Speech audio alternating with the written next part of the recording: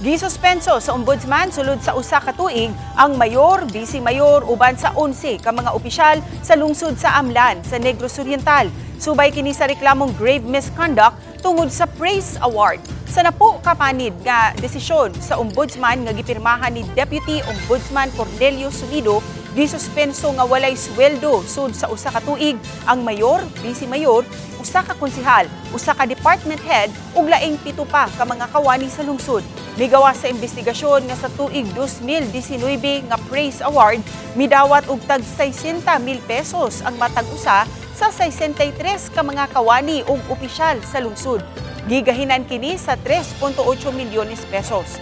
Nagpadayon kini hangtod sa tuig 2023 nga may gahing 4.5 milyones pesos isip praise incentives.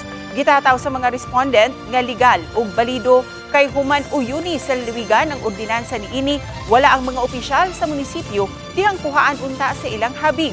Samtang gitataw ni DILG Negros Oriental Provincial Director para Diba Gentuya nga wala pa siya'y nadawat nga mando sa ombudsman ug nabasa lang niya kini gikan sa social media.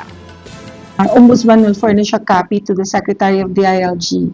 Ang Secretary in turn will order the regional director to implement that said decision and then delegate the sub sa regional director to me for implementation.